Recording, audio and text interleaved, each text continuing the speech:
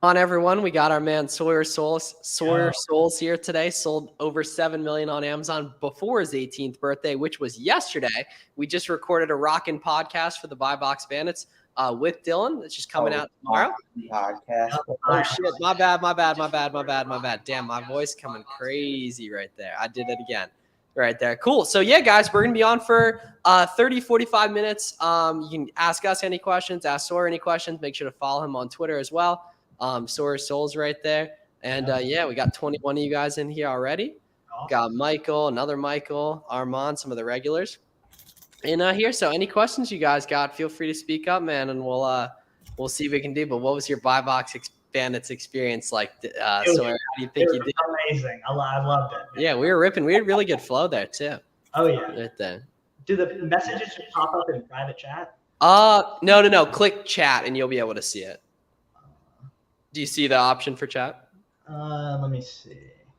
I see comments and private chat. Okay, it should let you. Yeah, comments. Comments. Oh, comments. Okay. Yeah. Oh, bet. Yeah. Back in, but FPS shipment as we speak. What up, Hubert? What up, David? What up, Anna? Do you guys have a Discord server? Yeah, so we have a free Discord. It's linked in the description. Feel free to hop in there. That's where all the recordings of these are hosted as well. Right there. And then our course has a paid one as well. Right there, 7.5 million. Yeah, right there. Absolutely. So for people who might not be familiar, Sorry, you want to kind of introduce yourself a little bit, get a vibe, your history, what you're up to now, current operation, that kind of thing. Yeah, so I started my e-commerce journey in 2017. I started by selling Yeezys, Jordans, all the hype stuff. I did that for about 2.5 years until the sneaker market, or actually longer than that, 4 or 5 years, until the sneaker market kind of slowed down in like 2021. And that's when I hopped on Amazon and started crushing it. I had a lot of experience selling shoes before then, so I got right into selling shoes. And I sold over 70,000 pairs. Now I do a lot more different products, clothing, accessories, beauty, grocery. Started wholesale about 8 months ago, pretty much 70% OA. But before that, I was mostly OA. I did RA at the Nike outlets and did a lot of pools in 2021. But I transitioned to OA fully. I just like it more. I had a warehouse for 1.5 years, 4,000 square feet. I moved out 2 months ago now, 2.5 months ago. And I've been doing all prep centers since then, and it's been really great. I like it a lot more than having a warehouse. It's cheaper, it's more time efficient, it's just better in every way. But yeah, that leads us to here today. Yeah. Sorry, dead with Amazon IP complaints. Yeah. It's wrap it up, boys. No, Garrett's not good with the. No, it's not dead. Why would so many people be selling products if it was dead? Not at all. Right there. Now, you do want to avoid products that have a clear history of an IP complaint, which is basically to keep a chart going like that on the competition, and then boom, shooting down. For this, you want to avoid products like that, but otherwise, you're good to go right there. What vids should we watch as a beginner from 500 to thousands? Right there. If you search Flister Miles, the best, I have a good video from January. It has like 25,000 views that goes over tactically how to start with OA. As well, best product to get ungated in grocery. Whatever product you find profitable, it's in the grocery category.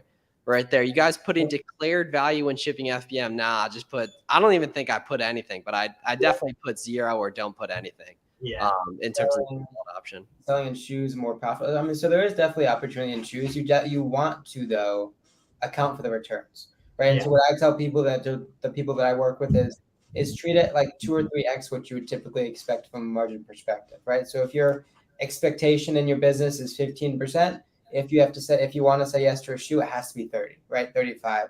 2 or 3x what you would normally expect from a margin perspective, and that will do a decent job accounting for the risk of returns, right? Because we know they're coming. It would be ignorant to know they're coming and not adjust for them, right? Because a 15% margin for a shoe turns into a -5 real quick, right? So we want to front load that risk mitigation. You lose about this one guy who sells a ton of shoes. You lose around, I think it's like 11-12% of your ROI averaged out. Right there. And it's like, there's then again, though, it's like, if we really want to talk real ROI, shoes have by far and apparel have by far the highest cash back rates on a per website basis, right? They're not even close. So like that like low key digs in about half of it on there and everything would just go on. right? And so yeah, well, that too. Yeah, yeah. And that is a size? No, definitely not, dude. You're getting a lot. You haven't sold enough to like, really say that, right? If you're like, you'll get a good idea of it once you've, sold a lot. But no, definitely. Like, I would sell anything you can when you're new. Can we use 2x3s to label? 2x3 might be a little big, right? 2x3 is big, man. That's going to be bigger than some products. Yeah. 1x3. Yeah. What up, Spaceship? Spaceship was in my Twitter comments today too. All right, dude. You guys use tactile arbitrage for sourcing? Nope. Keep it simple. Seller imp and Keepa, just like you see me do in our videos. Right there. People need to show love on your live, Garrett. The new BBB content is fire. What up? What up? Yeah, you guys like. And if you guys haven't checked out, we have as of tomorrow 135 podcasts on the Buy Box Bandits. It's on all platforms. Well, we got to get to 150 before the 2-year anniversary, which we're also definitely going to do. Considering we already have we're filming 136 tomorrow, and then I assume we'll the ASD recap 137. Like we're gonna make it right there. We got some good guests in the timeline as well. How much monthly volume do you look for out there as a majority seller? Say they're winning buy box 50+% of the time. Yeah, so it kind of depends, Robert. I mean, it could be that they've just been the only competitive seller that's been consistently in stock. Yeah. Right there. But, typically, honestly, I wouldn't really worry about that just because typically there's going to be 2 or 3 sellers that combine for 50+. So if it's even one of them, you maybe want the volume a little bit higher. But if you're new, I wouldn't even be looking at the buy box stats, honestly, too much. Because if you see a normal competition oscillation, then dudes are making money on it. Yeah. Right. The only time I really look at the buy box percentages is when you're in wholesale and there's certain people with 30,000 reviews selling a product with super deep stock. That's when you need to really consider how much to buy. But from OA, most people are not going to have 10, 15,000 reviews, and you'll be able to snag the buy box over pretty much anyone with good quantity once everything's checked in. Yeah. Cashback rates from Rakuten. So for a couple of reasons, no. First and foremost, and probably the biggest, is that it delays your money cycle, right? That cash back from Rakuten is coming 4 times a year. And so when your business is expecting typical money in like 4, 5, 6 weeks. So there's a big delta where if you rely on that cash back from Rakuten too much, you're going to have a huge hole in your money cycle. So that part alone is going to say no. Secondly, obviously, you've heard some horror stories. Miles has one here, where you have a lot of Rakuten that doesn't end up getting paid out. And so that's, again, another reason why you should not. If it comes, great. Consider it like an owner's bonus, quarterly bonus, something like that. But don't expect it.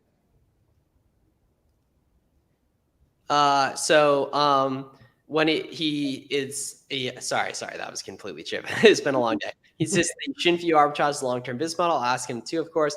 But does that take on arbitrage change? Not at all. I don't want any of you guys doing online arbitrage in 5 years. Your skills and your opportunities that you go after should evolve.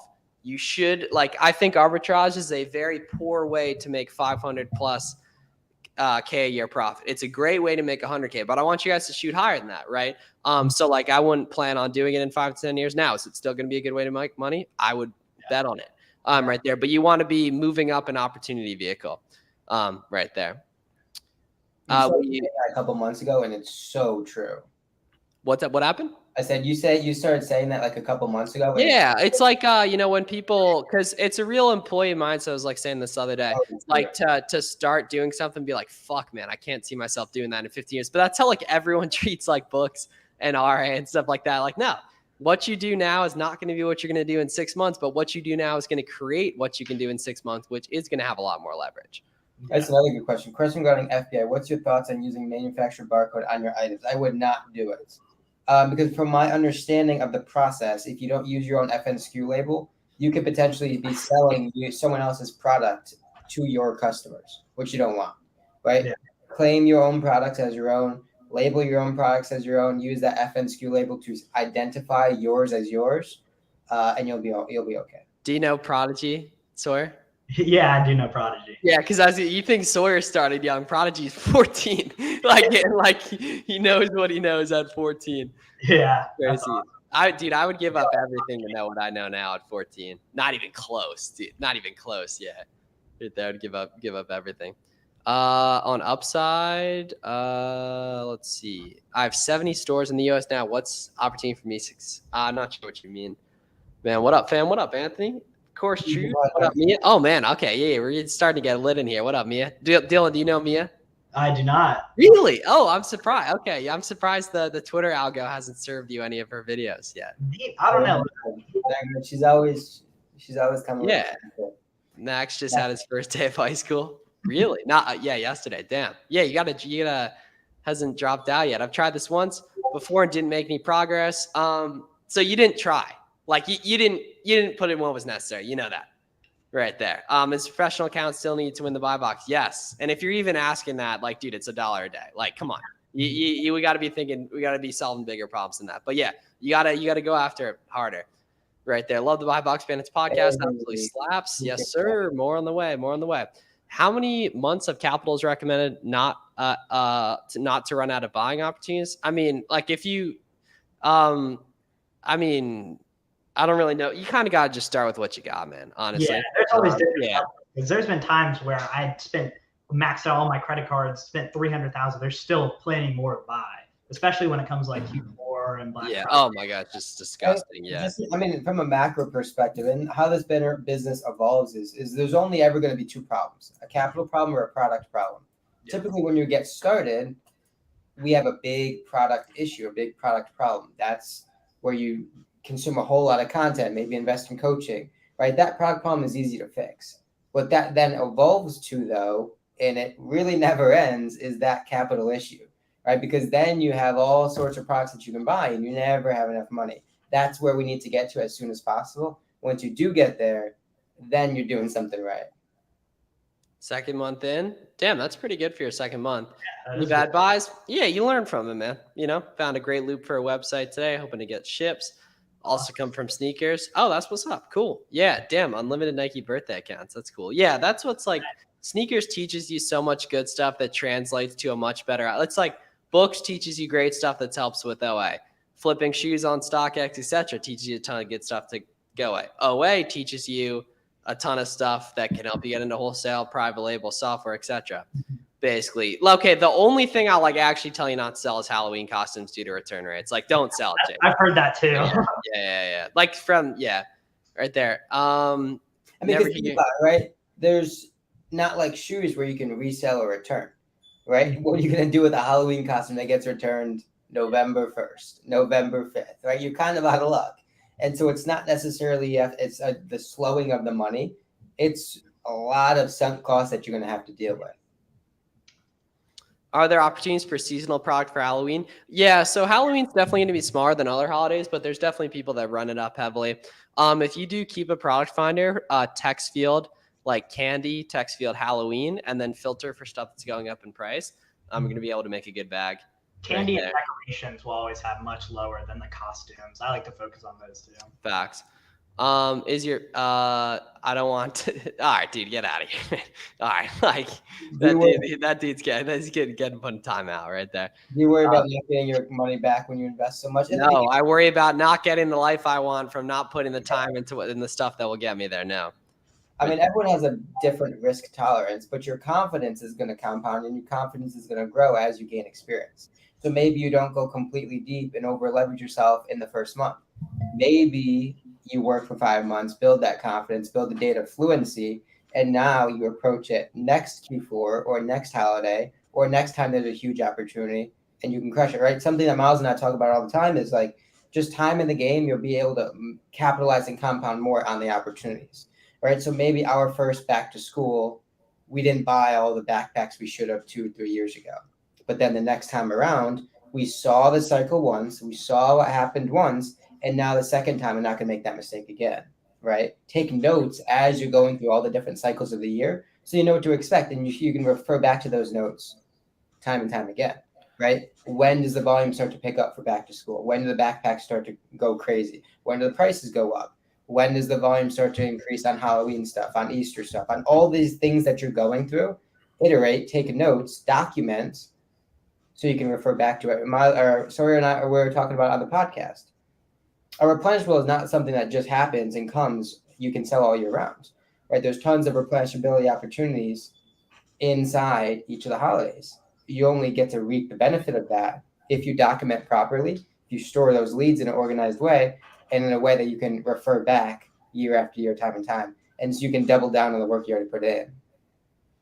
CC asked, this is my first Q4. What should we expect on sales and prices in regard to current stats? So volume wise, it's 2 to 3 times on pretty much everything, every category. But there's certain items that might sell, like decorations, candies, might sell 10, 15 times a month in non-Q4. It could sell 3,000 times in December. So it's all about just looking at the Keepa charts and expecting like 2 to 3 more. And then sales and prices, the prices will usually go up the longer you wait. Like once you get to like December 15, 16, that's where it's probably going to start peaking, where the lowest amount of people are on the listings, tons of people are sold out, and you can get those really high prices, which could be anywhere from like 10, 30, 40, 50% or higher. Got the bat signal. Yeah, we got the gang in here, man. Sadiq, everyone's showing love. Sadiq, are you going to AST? I can't remember. Are you going to Amazon United Store? I believe so, yeah. Oh, sweet, man. Cool. So we're cool. Yeah. Yeah. Awesome. I'll be there. It's on a Thursday, I believe. It's I think it's 2 weeks from Thursday. Yeah. So I'll that's fun, man, because I'm gonna get to go back to Pennsylvania and see my family too.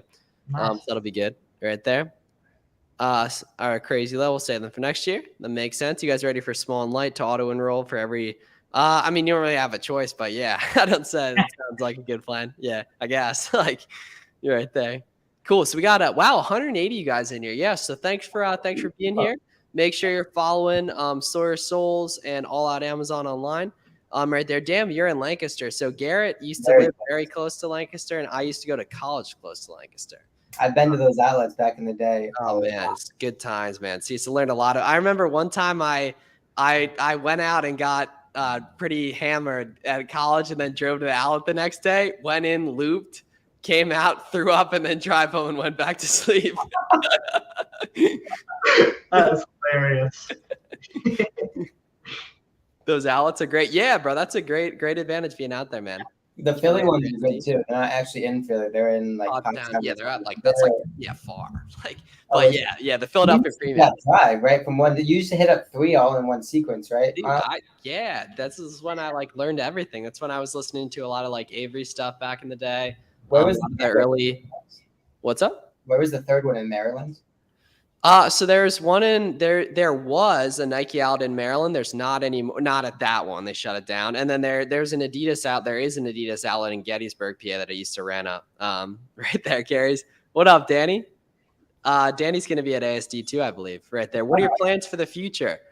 Give as much value to you guys and create things that you guys want to buy. Does that sound better? It sounds much better. Yeah. I was going through my Mac. I didn't realize it.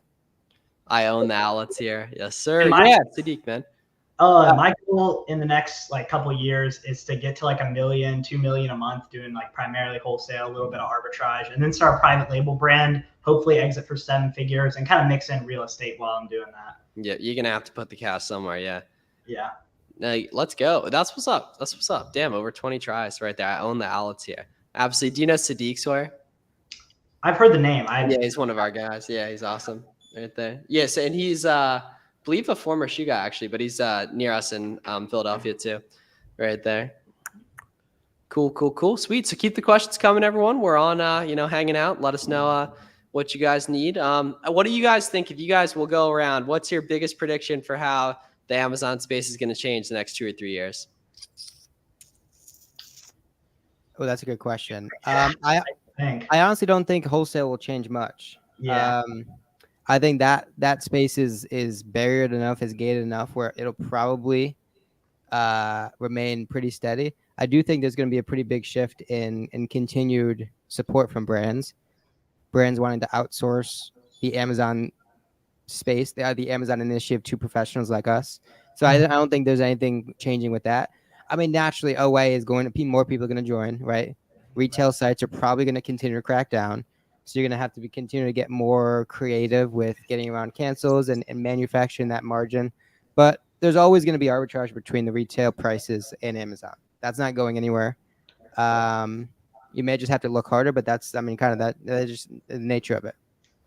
Prodigy asked, Sawyer, what's your wholesale split at the moment? So right now I'm like probably 70, 75% arbitrage and 25% wholesale. It was a little bit more wholesale, but I've been doing a ton of arbitrage in the past like 10 to 15 days, like just loading up on stuff. I'm really pumped to buys this year. So what about you guys? What is your perception the next 2, 3, 4 years? Yeah, Sawyer, you go and I'll go. I'm posting this tweet. Yeah, so I agree with you, Garrett. Wholesale is definitely going to be the same. Arbitrage, I mean, honestly, I feel like right now it's a little bit less saturated than it was like maybe a year or like 8 months ago. I mean, saturated. The word saturated just doesn't. I hate that. Yeah, I hate it. Yeah. There's always going to be something new to buy. And I bet arbitrage is still going to be great. It just might be a couple things. Like you said, some stores will crack down, but there's going to be new stores that open up. There's going to be new loops. There's always something new. Yeah, I mean, I think more so than the masses of people. I mean, again, right? There's more exposure being to Amazon. They're putting the marketing dollars into Amazon. There's more consumers that are looking at Amazon. The biggest risk to online arbitrage, as we know, is simply the retail sites. Yeah. Right. If there's ever a change in that checkout process, which I feel like is inevitable. I mean, eventually, but like, I mean, for them all to change over like that would be crazy. Yeah. Yeah, but that is so. I mean, that's the biggest risk, more so than the added people onto the platform. Because remember, guys, the barrier of entry onto the platform is of course very low, but the barrier of entry to make a living with this stuff and be really, really good is very high. Very high. Yeah. And we'll continue to increase as more new people do it too. Luckily for you guys watching this, you are early. And you have complete control over how your skill increases, and your skill is going to drastically outpace any macro trend if you do things right? So if you guys continue to build capital, relationships, skill, you guys got nothing to worry about. Bring on the changes. That it'll help the weak people get out. 100%. Oh, Messi's in my neck of the woods now. Amazing. Oh no. Oh my gosh. Oh my god. Let's improve our own lives. Yeah, well, theoretically, honestly, Omar, it has gotten significantly easier to get started with OA compared to a few years ago. Just Amazon in general with all the free content. You're welcome on that. But yeah, you know what I mean? Like I won't even worry about you guys got nothing to worry about. Like if you control what you can control, right there. Is this wholesale mainly grocery for the most part? No, not at all. That's probably the most cliche part of it, but wholesale is legitimately, you can buy bulk of any category. What we like to focus on is like the small niches, right? So think hobbies. We do a lot of sports and outdoors. So like camping, hiking, cycling, running, rock climbing, all those hobbies. There's hundreds of small to medium-sized brands that do no more than 5, 6, 700,000 per month that have, 5, 6, 10, 15 sellers, but still have a lot of opportunity, right? We're not going after the Under Armours, the Merlin. I can't even think of brands right now, but like the big ones. Small and medium-sized brands that you probably haven't heard of, but the data is going to tell a story, right? The data within the product. We don't buy products, we buy data, right? So as long as the data fits our criteria, right? More than 4 sellers, not private label, not Amazon sells enough, value, all that sort of stuff. It's good enough for us. And it's a matter of approaching the distribution company or the brand and positioning yourself to be someone of value for them, right? That's all wholesale is positioning. The better your positioning is, the more accounts you open. The worse you are at positioning, the less accounts you open, right? You improve that single fact of positioning yourself, your company, your brand, your expected partnership, your expected value to the relationship. Everything's going to change. Yeah. Jake asked, if you're able to sell on other platforms, why not? Best to have multiple opportunities to move products. I agree with that somewhat, but you want to be putting like 99% of your focus on Amazon because it's just the biggest marketplace. $2 out of every $5 spent online is on Amazon. I opened up a Walmart seller account just in case like I get stuck with like a wholesale item. Super clunky. There's good items on Walmart. I haven't really bought anything and sent it in yet, but there's not a lot of really good softwares out there like SellerAmp, like Keepa for Walmart. So it's a lot harder to see like sales estimates, like profitability, stuff like that. Mm-hmm. Yeah. So until like these other marketplaces provide tools for us, data for us, I think, and like you got really nothing to worry about if you're, playing to the rules and such. I got no idea on the barcode question, Michael. Sorry on that. Anyone know on the barcode question there? No. I don't know. So I've heard code 39, I think that's what I don't know. Yeah, listen to Alex Hormozy. That's a fact right there. I'm gonna go on a walk after this, and I'm listening to one of his videos from 2 years ago, right there. Boom. Okay. Prod, if you ask how many VAs do you have, Sawyer, I have 2 VAs right now. I think it's a healthy number for the amount of workload I have. I'm not a guy to have like 20 VAs doing all my sourcing and stuff. They pretty much just help with admin work and running through wholesale spreadsheets. I do all the OA sourcing myself. Yeah, facts. So yeah, it's tax free with the reseller's permit, but a lot of websites don't allow you to use the reseller's permit. Reseller's permits are mainly for retail arbitrage and mainly for wholesale. Yeah. How much money? Required for wholesale. You're not getting anywhere in wholesale without the resale permit. Yeah, it's required. I started with $300. Boom. I started with $160. Right there. But like, yeah, you weren't worried about how much it took. You didn't see it as purely a way to make money. You did it because you liked it. Yeah, exactly. I wanted multiple pairs of Yeezys so I could make money and wear one for myself. Boom. There we go. Right there. What's the minimum you guys will spend on an OA order? I mean, I don't know. I mean, theoretically, like, it just depends on the ROI and stuff. But like, that's actually, yeah, now that I think about it, like, very rarely under 100 on a single order. I have to be like doubling my money.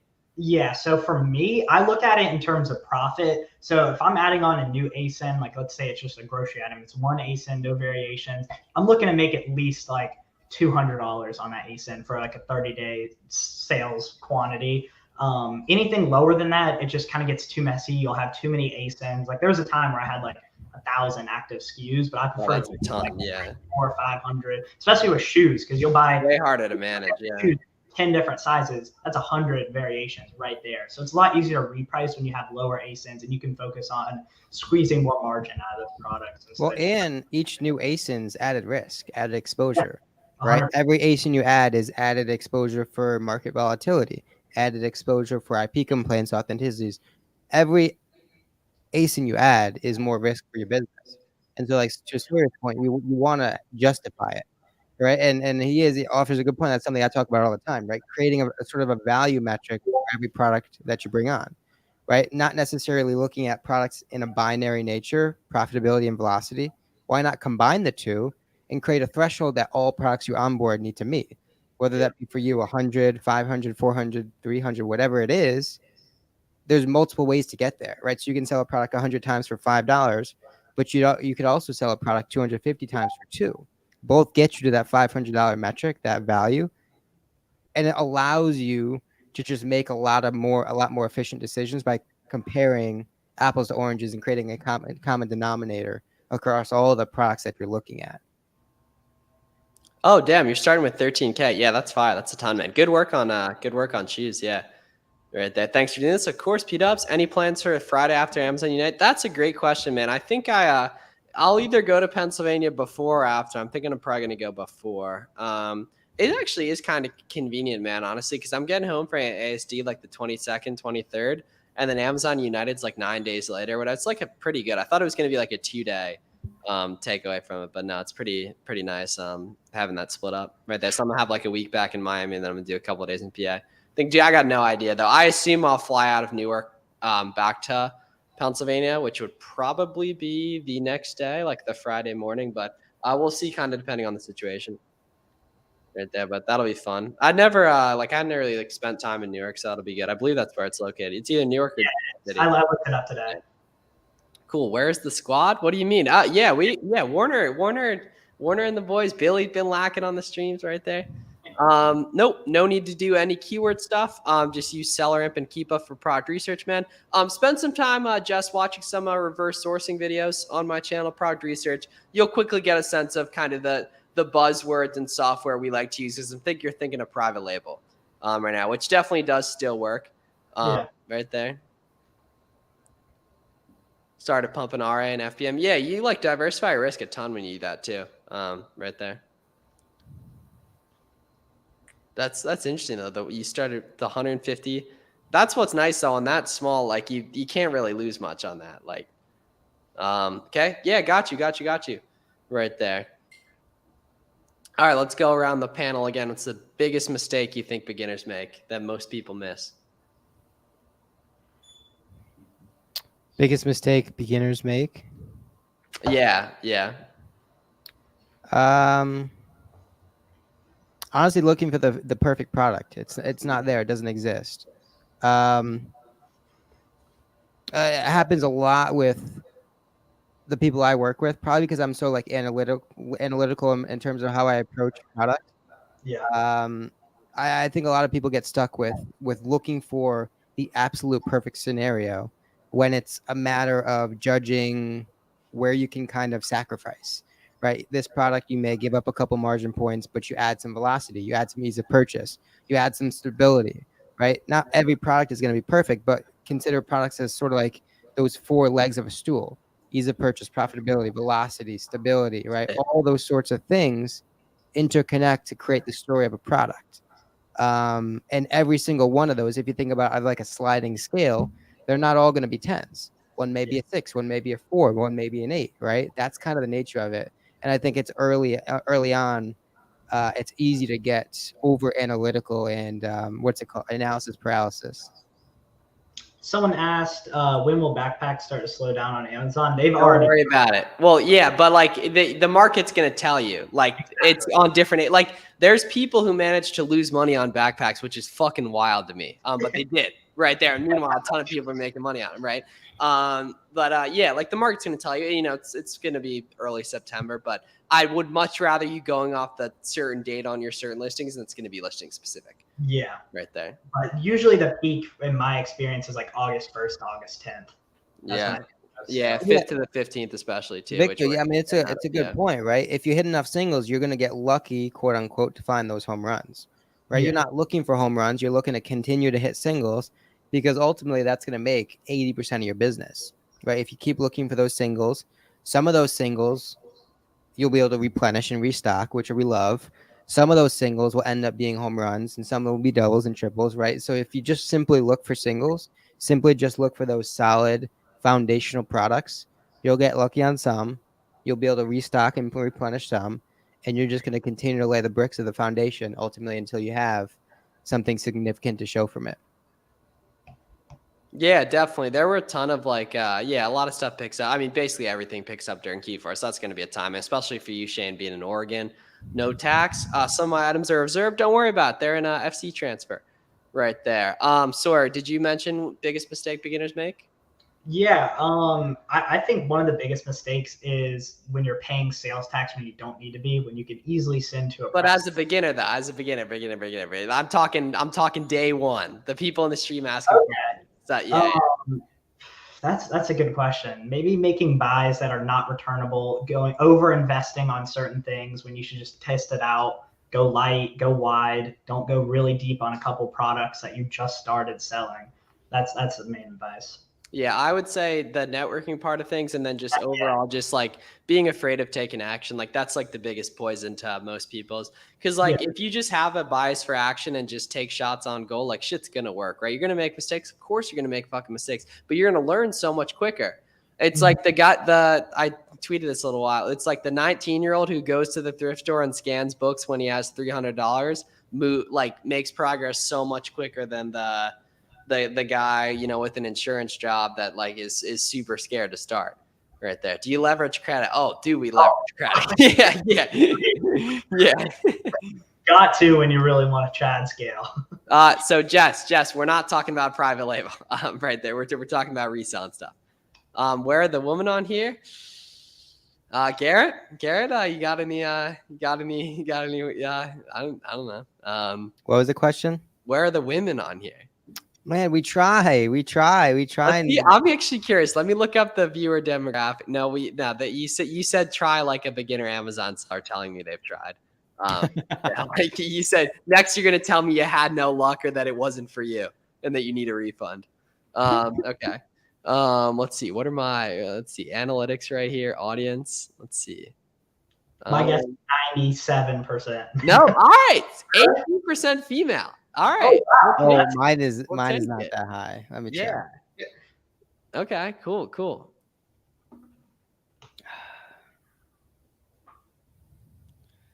Yeah, 100K BSR or less. Yeah. Yep, agreed. You need to be buying stuff that's selling. Yeah, 100K BSR or less. One thing to note that people really sleep on when it comes to like Q4, there are certain products that I've sold that hover in like 100 to 200K sales range in clothing, shoes, and jewelry specifically. that if it's like one variation, you could sell it 500 times a month, depending on how many sellers there are. So a lot of people sleep on that. There's a lot of money to be made there if you're buying stuff with low offer counts, low competition, where people aren't looking. Yeah. So, go ahead. Oh, yeah. And like all this stuff is you know, it's not like, you know, if you see a 101K rank, you don't buy it, right? We're more so just kind of, you know, in general, you want to stay below that. But like there's products that sell really, really well that are above that. You know, they maybe just have no variations or they're fairly new. And, you know, you can see the movement on the Keep It chart right there.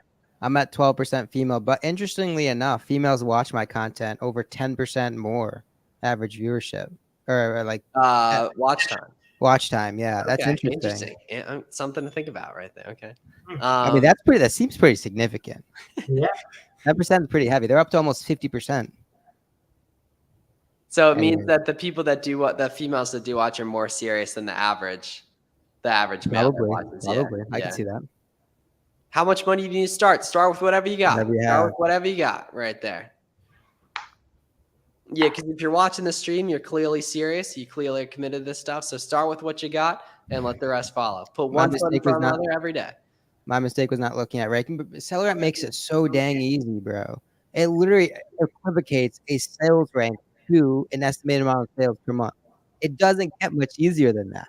Yeah. You're an exact amount of sales. Then you can look into the competitive sellers, not the full sellers, because probably half of them would price too high. Competitive sellers. And then you can just continue to peel back the layers of the onion from there, right?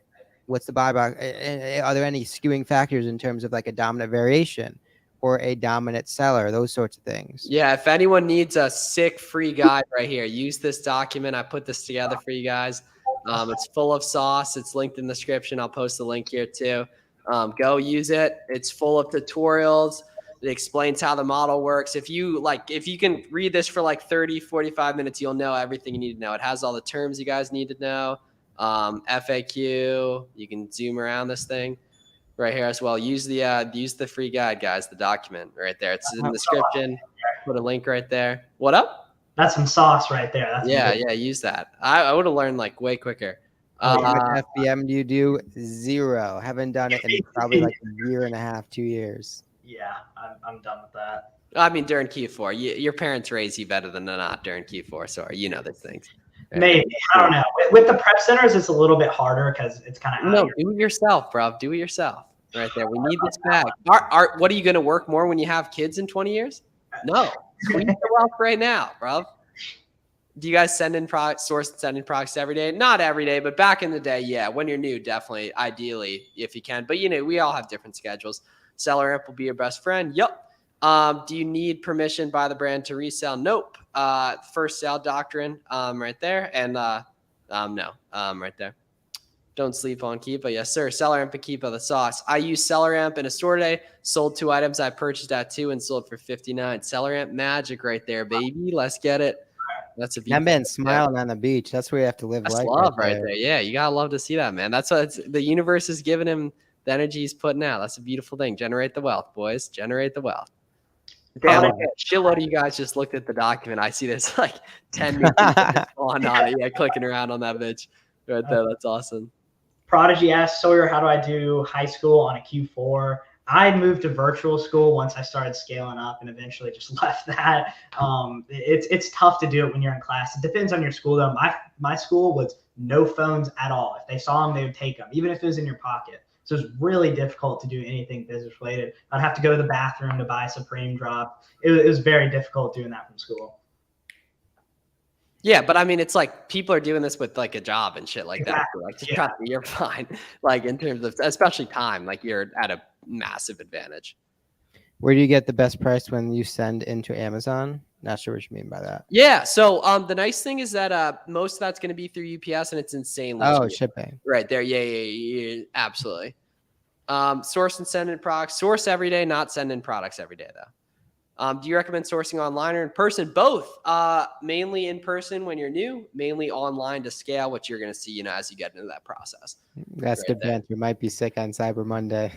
Right there. Guys, get on the roadmap ASAP. Yeah, if anyone's interested in the FBA roadmap, there's a link in the description. Project Cyber Monday and Black Friday, bro. You gotta do both. Yeah, well, Black Friday you never have. I mean, if dude having school on Black Friday is crazy. No one has school on Black Friday. Oh, that's true. That's true. Yeah, no one has school on Black Friday. Yeah. Right there. Cool. All right, guys. So we're gonna hop off in a sec here. Make sure you're following Sawyer Souls on Twitter, Garrett Goral YouTube, Odd Amazon on the socials. Right there. We really, really appreciate you guys coming out tonight. What stores are best for in person? Start out with outlets, ideally, right? It kind of depends if you got them nearby. Ollie's, discount stores like that are great. Marshall's, Kohl's, TJ Maxx. You are going to need to spend significant time sourcing. The nice thing is with retail arbitrage, a lot of people will show you specific products and videos. So watch some of those YouTube videos. As well, how often you guys go live? Probably about 2 to 4 times a week on average. We should be on tomorrow as well. And then we have a good podcast coming out with Sawyer. Sawyer's episode will be coming out on Thursday. We have another one posting tomorrow. Sorry? Fire episode. I was just telling them to tune into that. Yeah, big time, man. Big time. So, yeah, everyone go follow Sawyer on Twitter if you're not already. Can you net $50K a year doing this part-time? Absolutely. How long till you get there? It's not going to work if you're worried about how long it'll take. That's exactly the wrong mindset to go out with it right there. But it's definitely doable, especially in your first year. But you got to put in a shitload of effort. And if you're worried how long it's going to take, it's not going to work because it always takes longer than you think. Right there. So everyone have a great night. Check out the document if you want the full sauce walkthrough. Yeah, exactly. Thanks for I got you, family. I got you. Right there. Have a great night, everyone. Love you guys. Have a good night, guys.